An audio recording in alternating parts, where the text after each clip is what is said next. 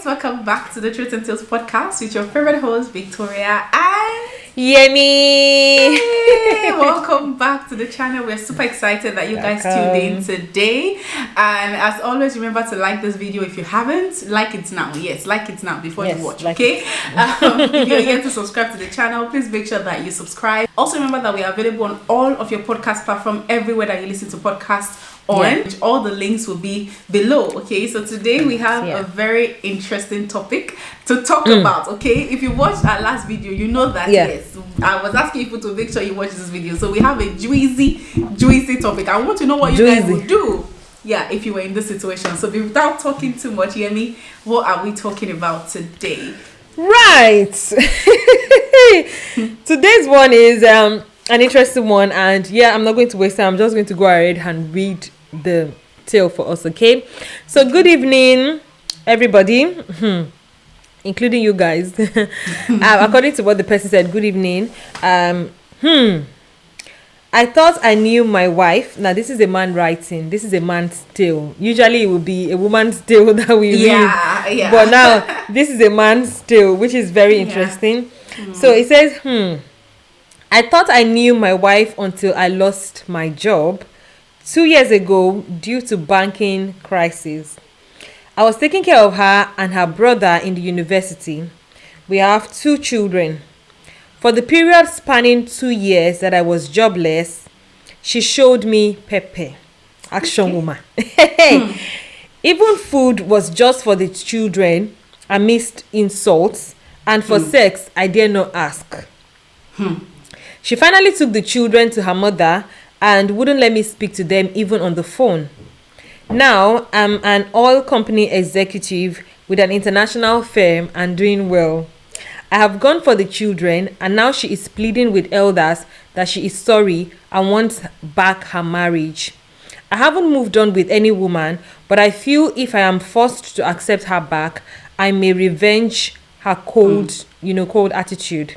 I may revenge her cold. Please, how do I forgive her genuinely? I'm very bitter with revenge. The guy even knows himself. It's come back. It's not a joking stuff. Right. This is an interesting one.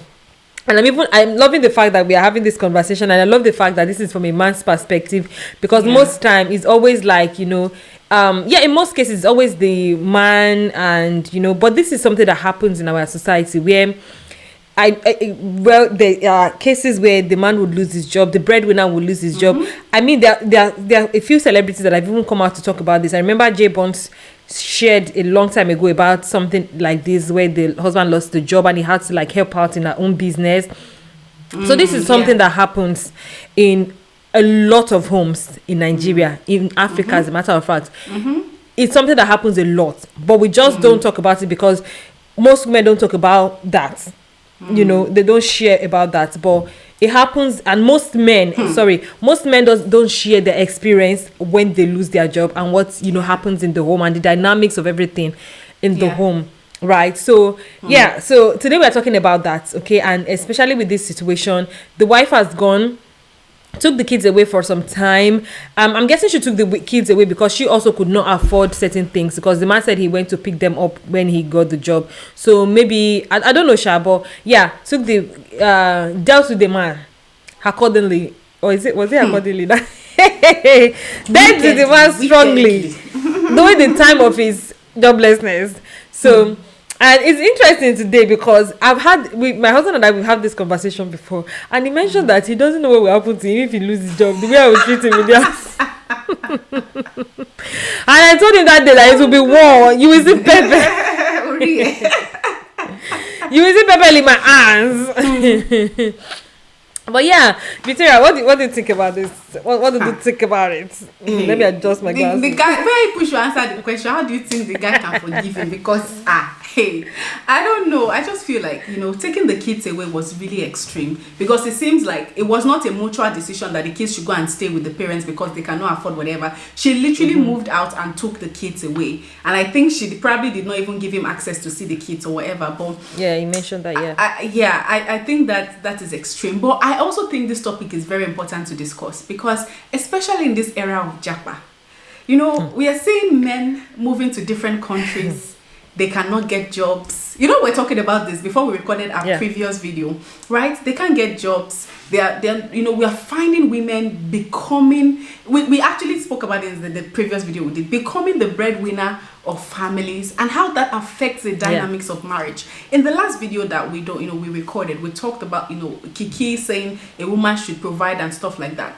But you see, what we don't talk about is how the dynamics of the family changes when the woman becomes the provider. Because this is the thing, the person that provides calls the shots most times in the marriage, in as much as the man is the head and the woman wants a man to be the head, but for some reason circumstances happens and the man cannot. And a lot of Africans, Nigerians are finding themselves in that situation, especially those who have jackpot to the UK. Where you get there, it's not easy to, you know, your first few months, sometimes it's difficult. It's either the guy is working menial jobs or you are able to work, or the guy is in schooling and only that's able another to work thing. 20 I cannot hours. work as much. And you are the one working full time and taking up the responsibilities of the family. It takes a lot of patience, a lot of help from God, a lot of, you know, discipline from yourself to not, you know, react from the standpoint of I am the provider of the family, right? So and that's the thing, right? What this woman did, I feel like, you know, obviously was extreme, obviously, you know, but let's even leave taking the kids aside and all of that. I believe I've been in this situation before, right? But you see, that is the thing about life. If you don't go into marriage prepared for anything, because marriage will show you pepper. Me and Yemi have said this several times on this channel. Marriage will show you pepper. There are certain things that people don't plan for before they get into marriage. Before I go into marriage, I told you, it's like I've been learning and training for marriage since I was a kid. I knew that, you know, things you don't plan for, life will happen. Life will happen. And that's why when me and my husband were dating, we talk about everything. That's why I always say that, see, when you are dating and the only thing you are talking is I miss you, when we, you know, having what's sex, the color of your shirt? What are you wearing today? Have you eaten? That's what you spend your time doing, and not actually discussing life issues. You don't know. And sometimes there are some things that you cannot talk, you know, until you think this is how you react, until you get into that situation and you find yourself, you know, being the breadwinner of the family. It takes a lot of humility, a lot of help of the Holy Spirit for you to, you know, because, you know, we're saying it in the last video and I wanted to say it, but I said I will not say it until we get here. And I think I even mentioned in the last video that there's certain loads that a woman is not made to carry. There are certain times that life will make her carry it. But you see, it's like when you are carrying, maybe if you gym now, like me, I can comfortably take up 15 kg, 30 kg in this stage that I am. If you give me 50 kg and you want me to be smiling the same way I'll be smiling, sort of, if I'm carrying 30 kg, or you give me 100 kg and you want me to react the same way that I would react, it's no, because pressure brings out things that even me, I didn't know I had. So when a woman is carrying, you have to cut her slacks. Now, not in this situation, no, because there are some things that you even though you should never get to. It should never get to. There'll be occasional outbursts, because why? A woman is not oh God, we're not created to do that. You get that? So I know there are circumstances, and truly there are circumstances in marriage that, you know, will happen. The man is not earning and whatever for some reason. And maybe for some reason, and that's why we're talking about last week, that cooperation is important. You can't go into marriage thinking this is my money, this is your money. No, it's our family's money. What comes first is our home. What do we need to sort out? What do we need to achieve? What needs to be done? Right? And when pressure comes, and that's the thing, I think where the issue comes is when, you know, as the man, you're not providing financially, and the woman is breaking her back. And you remember what I was saying, before I even get to this, right? I was going to make an example of our parents, right? You know, I grew up from, you know, there was a time my dad was there. There was a time my dad was not in the picture. He wasn't dead yet, but he was not in the picture. And my mom was the one constantly taking up the bills, taking up everything, working her ass off. I mean, literally working because she wanted to give us the best. And the best she gave us. But you see what? You could tell that this woman is tired. From the way she, you know, sometimes will pour out her frustrations on us, you know, yell and do stuff from the littlest things. But you see, I learned quickly, early, to cut her slacks. Because even though I know that this woman is overreacting, I know that the load on her is heavy. It took me a while to get there, because before I became that mature, me and my mom, we are like rivals in the house. But it took me a while to understand that when a woman is the one doing everything, she will get tired. She will get, and sometimes she will act in a way she's not supposed to act. She's permitted to do that once in a while. But that is just the way life is, right? But like this woman's case, you now take the children away from him, you abandon him and stuff like that. See, life, one thing I've learned, life turns. Today it could be the man, tomorrow it could be you. Life happens. Yeah. And the reason you are there is to be a helper. So that when life hits him, you are there to take up it. You are there to take it up. But I was saying also that one of the issues I found out is you will see the man and the head of the family, when they are unable to provide due to life challenges or whatever, they still don't help out in the house. They will not, help the woman. Thank you. There is the woman that will go to work morning to night, that will still come back and cook, come back and clean, come back and do that, come back and do that. In the short while that I think I've shared this, or both me and my husband already shared this already. That the short while that my husband couldn't, provide for the have a job, he was providing, just not as he would when he had a full-time job, right? My husband, see, before I come back, he has done this. Like, it will even make you feel as if you are stressed out. But you find this happening in a lot of homes where the man, and then when you say the woman she's a witch, she's wicked, she doesn't take care of you. What were you doing that period? And you see some men, you don't have job, you are not looking for jobs. Some of them, you will see, a lady was telling me about when a brother-in-law lost his job. If it's not this particular job, he does not want to do any other thing. There was a case, and I think we were both talking about it. They relocated to the UK. And then the man is saying he cannot do any care job, he cannot do factory job, he cannot do warehouse. He must get the bank manager job he left in Nigeria. And the woman is the one making, and the mother-in-law in Nigeria is the one paying their rent in the UK. Make it make sense.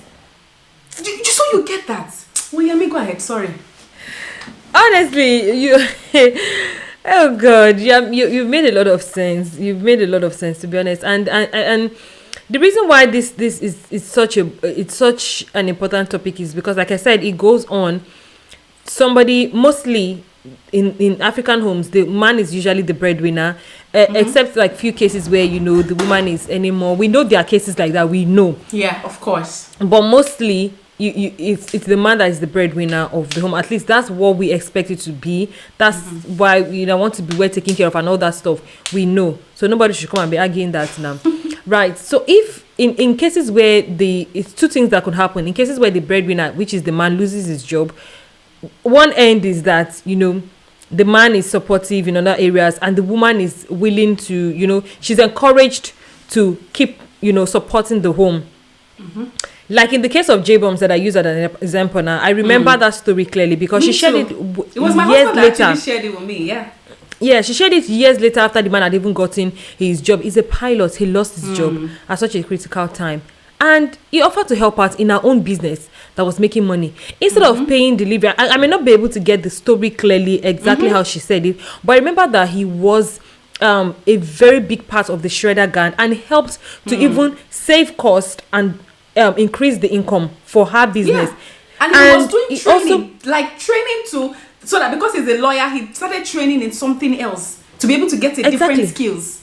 Exactly. So he was supporting her to even be able to make that money that they are using in the household. And the kind of expenses, and for the standard of the quality of their quality of life not to even drop. It means that he was really supportive, because if you know them, you would know what I mean when I talk about the quality of life. And if he was a pilot, it was earning, so you know how much that income removed from the family, how much it would have impacted them as a family. But he decided that, you have a business, you have something going on for you, let me join in and do it. That's one end. Then there'll be at the other end that you were saying, where the man will not want to support and still want you to be submissive. You're not supporting and you still want the wife to be submissive, and any small thing you say, and like I said earlier, my husband and I have had this conversation before, and he said he's scared for his life, and I told him the thing is, on a good day, I'm a very opinionated, stubborn. I can be very stubborn. I can be very opinionated. That's just the English word, because I'm not a naughty gay. I can be very opinionated even when you are working, even as you are the one earning money. Like I said in the previous episode, that even if I'm not contributing to rent, you can't chase me out. I will chase you. I'm very opinionated. So we're just having it. Say, you that already know like this. If something happen, you will just kid me in the house now. And I was saying that, you already know me now. That this is how I talk, or how I behave, or how I react. If you then lose your job and you're home and you're more vulnerable, you will heighten that thing that I normally do even when you had a job. You will heighten, you will expand it in such a way that it will look as if this is not something that I had done before. Like there's some jokes that I would make with you now that you're earning that you wouldn't take as a big deal. Trust me, it's true. But when you don't have that income anymore, and I'm going out and I'm coming in. Like, for example, my husband is the kind of person that, I think I've shared it before, that he's coming back from work. He's going to the living room. He's so tired. He can remove his jacket there. Remove his shoe and drop it one corner. And then I'll walk upstairs to go and lie down in the bed. And that thing, I will shout, make noise. Now, that's because you are earning. Maybe you went to work and came back. Now imagine, okay, let's say he's not earning now. He sits down in the living room and he just remove his shirt. He's hot now. Remove his shirt. And maybe later go upstairs. And I'm coming back from work now.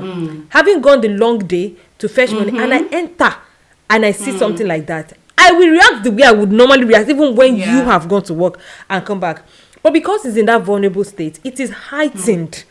My attitude, my character that you didn't, that things, anything I say at that point, it is heightened. That's why even women, sometimes they need to walk on eggshells, even when, their husband, and they're making, and it's not as if they genuinely want to put up a bad attitude. In this case of this woman, she put up a bad attitude though. That's how she put up a bad attitude. But in some cases, aside from even the fact that the husband is not helping, or even when he's helping, there are some things you do that you normally do, but because it's in that vulnerable state, it will be heightened. So I was sharing with him that even if you would think that I'm doing it wrongly because you're working, so it is then a matter of communication. In that kind of situation, that I don't like the way you're talking to me. I don't like the way, and I will let you know. But what is it now? Like, even normally those things happen. That's one thing about it. And then another thing is about those men, like you mentioned. If you're already in that state, you've lost your job. It's job that you lost. You did not lose your life. You did not lose your attitude. You did not lose your character. You did not lose your life. It's just a means of income that you have lost. And it goes both ways as well. It's just a means of income that you have lost. Try as much as possible to show that, encourage the woman. Last year we had this conversation just because my husband was in a phase where he thought that he was going to take a break from just work. And he was, scared of doing that because he was just tired. And I told him, take a break off. If you need to take a break, he wasn't just feeling himself at that point. We just newly relocated, and the whole relocation thing was just affecting him at that career. And I was saying to him, if you know you need a break, take the break. We then said that we calculated this is the minimum amount that we need to survive as a family. Can my income on the job that I'm doing, can it fetch me that? Yes. Okay, if we now need to raise it a little bit, I might need to work extra. Can you then fill up the space? It's not that you will not be expecting me to do school runs. It's not that you're expecting me that I must pack lunch box the way I'm packing now before I go to work. You would have to step in. And the thing is, there's a particular way that I like, for example, there are sometimes that my husband has to do school drop off, or when I have to go early to work and I have to go by train, he has to pack the lunch box, and I will be calling him to do video call. Let me see how you're packing it. Let me see what you're putting there, because and he'll be like, I beg, leave me. But if he doesn't have a job and I'm doing all of that, it will be wahala. Yeah, it will be like, do you get what I'm saying? It's because I don't have a job. Everything will be looked everything will be so you yourself will now need to, like, and I told him, we've calculated this is how much we need, but just know that this me that I am like this, I will still be that same me. You don't need to now take it up and say kini. And then when I said what, you will feel what you are feeling, I will feel what I'm feeling as well. Communicate it that, okay, this is how I'm feeling. I don't like it, even though yes, I'm not supposed to communicate, and then we move it. And he never took that break. Everything was all right. But we had that conversation at that point that I just knew that, because I cannot lie to you. I cannot pretend to you that I won't be tired and won't be overwhelmed. Yeah, I cannot lie to you that I will not be overwhelmed. I don't even know how I will react. But I know that even me, that I'm not even overwhelmed, small things that I cannot do, baby get headache can worry me, you know. So I will just like put up a certain character, and you just need to adjust, and we just need to communicate to it. So life will, marriage again, like we've been saying, any character that you have not dealt with, anything that, any naughtiness in you, that when situation changes, it will expose like this. It will be magnified if things are not equal. It will, you know, I will shine like this. If you do not know how to manage your funds, when somebody loses a job, it will be exposed. If you do not know how to communicate, when somebody loses the job, it will be exposed. If you do not know how to do this, everything will be exposed. So in this case now, for example, now he's asking for how maybe the woman naturally self already had that kind of character, but because you were providing, you were able to cut her wings. You were able to curtail her because you were providing. Any small thing that she's trying to mess up, you use money to shut her up. There are relationships like that before she even carry wings, now the money to shut her up is not there. She's doing you don't be like, say, you know, there's some people that get married because you are taking care of me, and when you can no longer take care of me, they go. But you have already set that standard for her when you had the money. So when she goes, I beg, reason with her. I beg. I'm not also saying that that's an excuse for a woman to now not, because, and I think again it boils down to the fact that you don't see yourself as one the moment you get married. Even if, yes, our agreement was that you will take care of me when I get married, but the moment you get married, you people are now one. So one should take care of another. You take care of each other. So even when things are not going right as a baby girl, you need to step up. They were, for example, before we relocated to the UK, I already told my husband that, see you, care job, I don't want to do. You see all this, I'm telling you, we had that conversation. That was why I was really like, okay, thank God I can, you know, maybe double down on my YouTube. And, you know, I was trying to put settings, because our move was not even something that we planned for a whole year. It just happened really quickly. But that moment, we're just talking about it. Oh, what jobs are available? I told him, like, oh, I cannot do this job because I don't have physical strength. To be honest, anything that I have to stretch physically for. If they tell me to be reading book, if they tell me to be developing ideas, anything that has to be mental, leave me, I'll be there. Basic, we'll be carrying something, we'll be lifting, we'll be running up and down, we'll be running from pillar to it tires me out quickly, and I already know myself. You yourself, you don't know. So be like say you already started to fear ahead of time. It's like we work extra work. Yeah. You know, I was already like mentioning it that I cannot do this. I cannot come down. Upon getting to the UK, I realized, you know, nobody's gonna tell you. I realized, and I was doing, baby. If you've watched some of my vlogs in China, if my children's school was not far from my house, if any stress do me, I call taxi, I take them. I'm going to shop. If I call taxi, I go there. I'm coming from school drop off. I walk. I have so many restaurants there. I just eat breakfast before I get home. If I'm lunch, I just go. I was just doing baby girl life. They don't get that. How did they know? But this UK is a different situation. You say you want to carry taxi to where? The bills, the tax. You're anywhere. By the time tax carry everything. I don't look at everything. I look at the situation and say, this is not a load that one person can carry.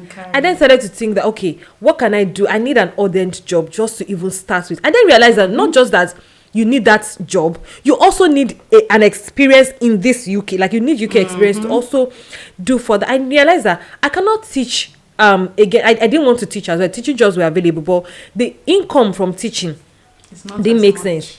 And then I started applying for, I'm just sharing this experience, you know, a lot of people don't know what I did when I never talked about my job. But the thing is, when I quickly got it, I quickly saw that the way of life here, it was different from where I'm coming from. And I'd already told, like it was a conversation that we had that I don't want to do this thing. He already made up his mind, like he already knew that this was it. And he never asked me to do it. I then got a job. I got a job with a bank, Barclays Bank, to do customer service. But the timing did not match up with our family's timing, because he had to go to work. And we have 2 kids. One was doing 3 days a week. Noah was not up to 4 years old at the time. 3 years old. He was 3, wasn't up to 4, so he couldn't do full day. My older son could do full day. I needed pickup. I needed this. I just then realized that I couldn't take that job because it would require that he be at home. He cannot be at home. I realized I can't do this. Even though I got a job that was comfortable, what kind of job? I need to be able to work at night now so that we can balance things. While he works during the day, I can work at night, pending where I'm able to. I then decided, you know what? Even the income from that, customer care that I was going to be able to do was not up to if I do 3 days in a care home job. I then decided myself, my sister. And it never told me to I made the decision myself that, you know what, I'll do this care job. Let me see. And I did it for 6 months. And then by the time I like, as I already mentioned to him, the stress want to kill me this. I didn't even know what I was going to do next. I just told him that I'm not doing again. I've tried it. I'm not doing again. The stress is much for me. I can't. And he was like, that's fine. I then decided that, okay, by then I'd already built up time to know how much, I already know what the system is like. I already knew that, okay, if I look for this kind of comfortable job, I already started putting some things in place, taking some courses that, afforded me the kind of job that I could take. So what I'm saying in essence is that at the time, he was already preparing for that kind of pressure. That until I got here, I knew that I cannot put that kind of pressure on him. That's when you take yourself as one. If your husband has lost his your breadwinner, the husband has lost his job, don't now sit down and say you cannot do anything. Don't put that much. There's nobody that you put that much pressure on. Even as men, they're just managing it because I'm the man, a man that cannot take care of his wife, his spouse, and if we're just manning up. They are also tired sometimes. They're also frustrated. That's why they come back and say, you have not finished cooking, no food is available. Not that they don't like it, it's just that frustration tells on them. It tells on every human being. Just men are just built that way. It's the society, that's their manly duty. That's what that's a responsibility kind of, and they've accepted it such that they will not be giving attitude because skinny. And you still see some people give attitude when food is not ready. You still see some men saying, while your child is crying, go and carry the child, not helping because they thought. Do you get? So there's no human being you place that kind of pressure on that will not lash out in a certain way. It is now, wisdom that you people now use to manage it. So that's what I'm saying. If any issues in the marriage, at the time that there's friction, there must have been a kind of basis, a kind of marriage that J. Bonds and her husband must have built, that when the time came, he was willingly ready to assist in her business. It was really, it's the kind of communication. And there will be times that there will be friction, that they will see iron it out, and later he got the job. He got it, a better job. So, I feel like I've even talked so much. Everything you've said, I think that's a very practical example, right? Just to know that in marriage, there are times that roles will switch, okay? Roles will switch. The woman will become the provider for a short while, and then it goes back. But when, just like Emi said, when you are in that, when you see yourself as one, it won't matter. It won't matter. And that's the thing, right? For men, at least for most men, it's difficult when they're in that position that they cannot be the provider for the family. So yes, just like you as the woman, you feel pressured, you are the provider, you are tired and everything. Know that even though that man also, at least if he's a responsible man, he also is, for that short-term husband they have, you would think that I'm not be encouraging him. It will be okay. It will be fine. Everything will work out. Because he already feels, for women, the way we define ourselves by being able to have kids or being able to do this and that, being able to take care of the home and stuff, a man also defines himself with being able to provide. So imagine you not being able to have children as a woman. That is how that man feels when he's unable to provide for the family. So if you can see it in that lens, you will understand that even he himself, he has some pressure in him. That's why sometimes my husband will say, it will lash out then and we'll have a little bit of argument and that. It's just a matter of understanding. He understands that, okay, she's pressured. She has a lot on her right now. I have to understand. And I have to know that he's also pressured. It doesn't feel okay. His self-esteem is, at stake and stuff like that. And I have to calm down for him. You get that? So there will be pressure on both sides. But understanding is what is going to help you guys to go through that phase. And prayer, of course. Prayer constant prayer, constant committing yourself to God, and committing him to God. A lot of women, when the husband loses a job, now to they complain, hey, I'm the one doing this, hey, I'm tired. And when have you actually gone on your knees to pray to God for direction, to actually help him out? What do you need from me? Do you need to get a course? Should I register you for a course and stuff like that? But you see, I also understand that some women too, as the man, you also need to help out. Help the woman, not just by helping out in the house, which is very, very important, but also let us see you making efforts. Let us see you actually making effort to try to get something done, right? So don't just, sit down in the house and we'll talk about this, moving abroad and how the dynamics in marriage. I think that's a totally different topic on its own. Yeah. But in this case now, let's just like wrap it up with this person. How do you want to advise this person to forgive now? I don't want to forgive. Sorry, I think that the fact that the man is even asking that how can he forgive? I think the man is a big deal. He has the fear of God, because for him to want to, even like, okay, how do I forgive? I think really you will forgive no need. Forgiveness is not supposed to be easy. If it was easy, it won't be forgiveness, right? It's not supposed to be easy. It's supposed to cost you. It's supposed to be a sacrifice, right? So if you are going to forgive, it's better you forgive. And if you know that there is no way you can forgive, it's better you don't even attempt it, so that you don't have the paying back, and then you will now there will now not be any difference between the two of you, right? So if you will forgive her, you will forgive her. No, you would, you have to put whatever it is aside. Have a conversation, let her know that. But me, I just feel like, before the guy became a oil company, you didn't think that you should come back. It's not that he has money that you now realize where you want to come back. There's just a lot of red flags there, and I think that you need to really, really, have a conversation, because if this thing is to repeat itself again, you don't know what will happen. So if the woman is doing that, you need to make sure that you have a conversation with her. Why the sudden change? Is it because I have a job now? Okay, I want to quit this job. We used to come back. You get that, just to be able to know that she's in for the right reasons. And but to be honest, I think you need to also understand. We are not in the marriage. Maybe try to understand why she made that decision, why she made that move. Was she pressured? Was she? It could be a lot of things, right? And try to also see things from her own perspective, right? So. That's what I think. What would you guys advise? Let's know in the comment section. Honestly, that's exactly the same thing. Nobody can tell you exactly how or step by step, 1, 2, 3 to do to genuinely forgive. You would have to come to that point. And how do you get to that point? It's just by having conversations with her, trying to understand the point of view, giving it time. There's no need to rush and take her back. Because she has come back to beg doesn't mean that you should now take her back in time. Give it time. Let you see if she's truly remorseful. If somebody that, even if it is because she has come back because of the oil company, wisdom should tell her that she should come in with sense. She should come back with sense, So see if she's made changes. See if her character, her attitude is different. See if you can cope. Check yourself. Understand all these things. Consider your children as well. Consider a lot of things. And if you do think that you can genuinely forgive, genuine forgiveness happens over time. If you can't, if you cannot, don't come and put yourself inside all soup. So God be the glory. Let us know what you guys think. Okay, as usual, leave your thoughts in the comment section. If you have any question, any topic you want us to talk about, let us know in the comment section. If you are yet to subscribe, this is the part where I will be screaming. What are you If you're yet to subscribe, this is the part that you click on that subscribe button and turn on your bell notification, so that whenever we upload a video, you get notified. Okay, and we're always available on all your podcast platforms, so check us out there. We are available. You can reach us on Instagram. Okay, links will be in the description box. We also have a personal YouTube channel. Victoria's channel is Victoria Fash. My channel is Yemi Ayodeji. You can always check us out on our personal channels as well. So yes, that is the end of today's episode. As always, we remain your favorite host, Yemi and Victoria. Yay! All right, thank you guys for watching today. We'll see you next time. Bye.